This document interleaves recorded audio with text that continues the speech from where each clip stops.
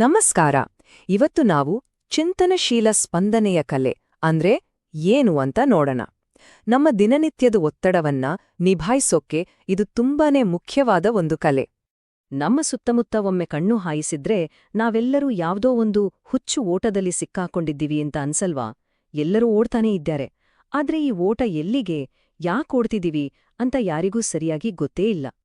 ನೋಡಿ, ಆಧುನಿಕತೆ ಅನ್ನೋ ಹೆಸರಲ್ಲಿ ನಾವೆಲ್ಲರೂ ಕಣ್ಣಿಗೆ ಬಟ್ಟೆ ಕಟ್ಕೊಂಡು ಓಡ್ತಾ ಇದೀವಿ. ಇದು ನಮ್ಮ ಬದುಕನ್ನೇ ಗೊಂದಲಮಯ ಮಾಡಿಬಿಟ್ಟಿದೆ.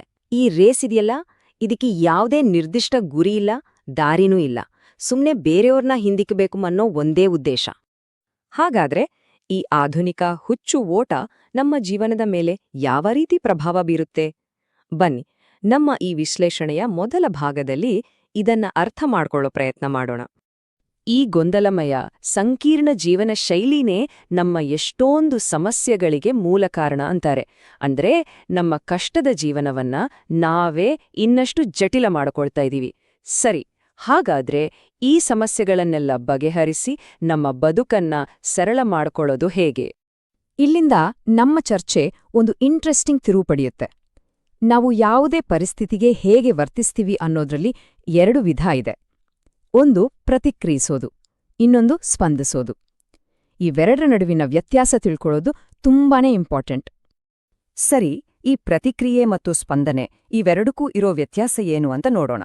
ಪ್ರತಿಕ್ರಿಯೆ ಅಂದ್ರೆ ಅದು ಯೋಚನೆ ಮಾಡದೆ ಬರೋದು, ನಮ್ಮ ಸಬ್ಕಾನ್ಷಿಯಸ್ ಮೈಂಡಿಂದ ಬರುತ್ತೆ ಮತ್ತು ಇದು ಸಮಸ್ಯೆಯನ್ನ ಇನ್ನೂ ದೊಡ್ಡದು ಮಾಡುತ್ತೆ.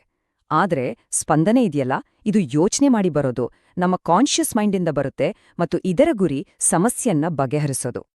ಹಾಗಾದ್ರೆ ಪ್ರತಿಕ್ರಿಯೆ ಅಂದ್ರೆ ಏನು? ಇದು ಒಂಥರ ಆಟೋಮ್ಯಾಟಿಕ್ ರಿಯಾಕ್ಷನ್.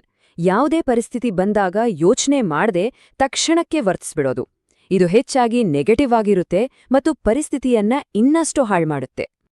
ಆದ್ರೆ ಸ್ಪಂದನೆ ಅನ್ನೋದು ಇದಕ್ಕೆ ಪೂರ್ತಿ ಆಪೋಸಿಟ್. ಇದು ಯೋಚನೆ ಮಾಡಿ ಬುದ್ಧಿವಂತಿಕೆಯಿಂದ ತಗೊಳ್ಳೋ ನಿರ್ಧಾರ. ಇಲ್ಲಿ ಪರಿಸ್ಥಿತಿಯನ್ನ ಅರ್ಥ ಮಾಡ್ಕೊಳ್ಳೋಕೆ ಸ್ವಲ್ಪ ಟೈಮ್ ತಗೋತೀವಿ. ಇದು ಒಂದು ಪಾಸಿಟಿವ್ ಕ್ರಿಯೆ. ಇದರಿಂದ ಸಮಸ್ಯೆಗೆ ಪರಿಹಾರ ಸಿಗೋಕೆ ಸಹಾಯ ಆಗತ್ತೆ. ಸರಿ, ಹಾಗಾದ್ರೆ ನಾವ್ಯಾಕೆ ಕೆಲವು ಸಲ ಪ್ರತಿಕ್ರಿಯಿಸ್ತೀವಿ, ಇನ್ನು ಕೆಲವು ಸಲ ಸ್ಪಂದಿಸ್ತೀವಿ? ಇದರ ಹಿಂದಿರೋ ಸೈಕಲಾಜಿಕಲ್ ಕಾರಣ ಏನು? ಅದನ್ನ ಅರ್ಥ ಮಾಡ್ಕೊಳಕ್ಕೆ ನಮ್ಮ ಎರಡು ಮನಸ್ಸುಗಳ ಬಗ್ಗೆ ತಿಳ್ಕೊಳ್ಳೋಣ. ನಾವು ಮಾಡೋ ಪ್ರತಿಯೊಂದು ಕೆಲ್ಸದ ಹಿಂದೆ ನಮ್ಮ ಮನಸ್ಸಿನ ಸ್ಥಿತಿ ಇರುತ್ತೆ.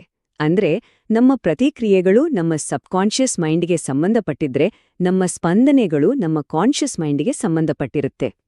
ಹಾಗಾದ್ರೆ ಈ ಪ್ರತಿಕ್ರಿಯೆಗಳು ಹೇಗೆ ನಮ್ಮಲ್ಲಿ ರೂಪುಗೊಳ್ಳುತ್ತೆ? ನೋಡಿ, ನಾವು ಯಾವುದಾದ್ರೂ ಒಂದು ಕೆಲ್ಸವನ್ನ ಪದೇ ಪದೇ ಮಾಡ್ತಿದ್ರೆ ಅದು ನಮ್ಮ ಹ್ಯಾಬಿಟ್ ಆಗತ್ತೆ. ಆಮೇಲೆ ಅದೇ ನಮ್ಮ ಸ್ವಭಾವ ಆಗಿ ಬದಲಾಗತ್ತೆ. ಸಮಯ ಕಳೆದಂತೆ ಇದು ನಮ್ಮ ಸಬ್ಕಾನ್ಷಿಯಸ್ ಮೈಂಡಲ್ಲಿ ಆಳವಾಗಿ ಕೂತ್ಬಿಡುತ್ತೆ. ಆಮೇಲೆ ಅಂಥದ್ದೇ ಸಂದರ್ಭ ಬಂದಾಗ ನಾವು ಯೋಚನೆ ಮಾಡದೆಯೇ ಅದೇ ರೀತಿ ವರ್ತಿಸ್ಬಿಡ್ತೀವಿ. ಇದನ್ನೇ ಪ್ರತಿಕ್ರಿಯೆ ಅಂತ ಕರೆಯೋದು. ಈ ಕಾನ್ಸೆಪ್ಟ್ ಎಲ್ಲ ಇನ್ನೂ ಚೆನ್ನಾಗಿ ಅರ್ಥ ಆಗ್ಬೇಕು ಅಂದ್ರೆ ಬನ್ನಿ ಒಂದು ಚಿಕ್ಕ ಕಥೆ ಕೇಳೋಣ. ಇದು ಕೇಳಿದ್ಮೇಲೆ ಖಂಡಿತ ಮರೆಯಲ್ಲ. ಒಂದ್ಸಲ ಗೌತಮ ಬುದ್ಧರು ತಮ್ಮ ಶಿಷ್ಯರ ಜೊತೆ ಪ್ರಯಾಣ ಮಾಡ್ತಾ ಇರ್ತಾರೆ. ದಾರಿಯಲ್ಲಿ ಸುಸ್ತಾಗಿ ಒಂದು ಸರೋವರದ ಹತ್ರ ನಿಲ್ತಾರೆ. ಆಗ ಬುದ್ಧರು ತಮ್ಮ ಇಬ್ಬರು ಶಿಷ್ಯರಿಗೆ ಕುಡಿಯೋಕೆ ನೀರ್ ತಗೊಂಡ್ಬನ್ನಿ ಅಂತ ಕಳಿಸ್ತಾರೆ. ಸರಿ, ಈ ಶಿಷ್ಯರು ಸರೋವರದ ಹತ್ರ ಹೋಗ್ತಾರೆ. ಅದೇ ಟೈಮ್ಗೆ ಒಂದು ಎತ್ತಿನ ಗಾಡಿ ಆ ಸರೋವರದ ಒಳಗಡೆ ನಿಂದನೆ ಹಾದುಹೋಗುತ್ತೆ. ಆಗ ಏನಾಯ್ತು?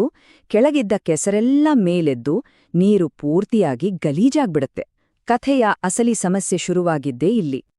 ಈ ಕೆಸರು ನೀರನ್ನ ನೋಡಿದ ತಕ್ಷಣ ಮೊದಲನೇ ಶಿಷ್ಯ ಪ್ರತಿಕ್ರಿಯಿಸ್ತಾನೆ. ಅವನ ಗಮನವೆಲ್ಲ ಸಮಸ್ಯೆ ಮೇಲಿತ್ತು, ಅಂದ್ರೆ ಆ ಕೊಳುಕು ನೀರಿನ ಮೇಲೆ. ಅಯ್ಯೋ, ಇಲ್ಲಿ ನೀರ್ ತಗೊಳಕ್ಕಾಗಲ್ಲ ಅಂತ ಅನ್ಕೊಂಡು ಖಾಲಿ ಕೈಯಲ್ಲಿ ಬುದ್ಧರ ಹತ್ರ ವಾಪಸ್ ಬರ್ತಾನೆ. ಹೀಗೆ ಅವನು ತನ್ನ ಕೆಲಸದಲ್ಲಿ ಫೇಲ್ ಆಗ್ತಾನೆ. ಆದ್ರೆ ಎರಡನೇ ಶಿಷ್ಯ ಬೇರೆ ರೀತಿ ಯೋಚನೆ ಮಾಡ್ತಾನೆ. ಅವನು ಸ್ಪಂದಿಸ್ತಾನೆ. ಅವನು ಸ್ವಲ್ಪ ಹೊತ್ತಿನ ನಂತರ ಬುದ್ಧರ ಹತ್ರ ಹೋಗಿ ಶುದ್ಧವಾದ ನೀರನ್ನ ಕೊಡ್ತಾನೆ. ಬುದ್ಧರಿಗೆ ಆಶ್ಚರ್ಯ, ಇದು ಹೇಗೆ ಸಾಧ್ಯ ಆಯಿತು ಅಂತ ಕೇಳ್ತಾರೆ. ಅದಕ್ಕೆ ಆ ಶಿಷ್ಯ ಹೇಳ್ತಾನೆ, ಗುರುಗಳೇ, ನಾನು ವಿಶೇಷವಾಗಿ ಏನೂ ಮಾಡ್ಲಿಲ್ಲ. ಸುಮ್ನೆ ಸ್ವಲ್ಪ ಹೊತ್ತು ಅಲ್ಲೇ ಶಾಂತವಾಗಿ ಕಾದೆ.